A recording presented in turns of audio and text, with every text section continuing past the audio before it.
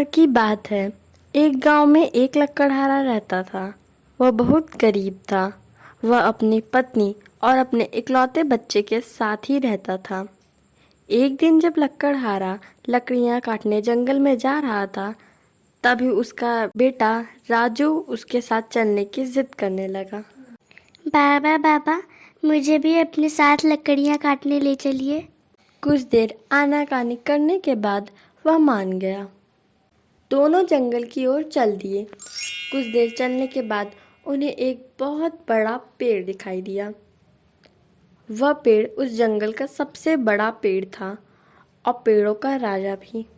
लकड़हारा उस पेड़ को काटने लगा तो पेड़ रोने लगा और वह बोला, नहीं नहीं लकड़हारे, कृपया मुझे छोड़ दीजिए। मुझे मत काटिए। मैं बहुत सारे पक्षियों और जानवरों का घर हूँ। मुझे काटकर उन्हें बेघर न करें।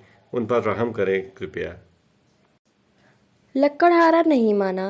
तब पेड़ बोला, मेरे पीछे की झाड़ियों में खजाना गड़ा है।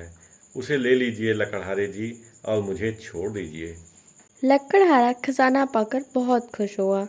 वह मन ही मन सोचने लगा, अगर मैं इस पेड़ को दोबारा काटना शुरू कर दूं, तो हो सकता है मुझे और खजाना मिल जाए। लेकिन इस बार जब लकड़हारा पेड़ काटने लगा तो उसकी कुल्हाड़ी ही टूट गई। लकड़हारा परेशान हुआ और मिले हुए खजाने के साथ घर वापस आ गया। घर आकर उसने खजाने में से कुछ सिक्के लिए और कुल्हाड़ी ठीक कराने चला गया। उसके बेटे ने अपनी माँ को सारी बात बता दी। माँ, बाबा पेड़ काटने गए थे तो उन्हें पेड़ ने बहुत सारा खजाना दिया। माँ यह बात सुनकर चौंक गई। बेटा, मैं तो तेरे बाबा से परेशान हूँ। वो तो मेरी कोई बात ही नहीं सुनते, अपने ही मन के करते हैं। उधर लकड़हारा परेशान हो गया। जब गांव के सभी लुहारों ने कुल्हाड़ी ठीक करने से उसे मना कर दिया। नहीं नहीं, हम लोग तुम्हारी कुल्हाड़ी नहीं बनाएंगे। दरअसल लालची लकड़हारा को कोई पसंद नहीं करता था। अगले दिन लकड़हारा जंगल में उस पेड़ के पास गया। उसके पास बिना हत्थे की कुल्हाड़ी थी।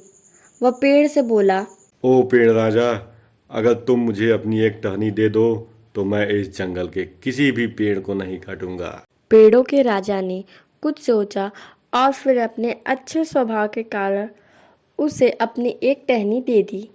लकड़हारे ने उसे लगाकर अपनी कुल्हाड़ी ठीक कर ली, फिर पेड़ों के राजा को काट दिया। ऐसा करते ही लकड़हारा को मिला सारा खजाना गायब हो गया। वह पछताता रह गया।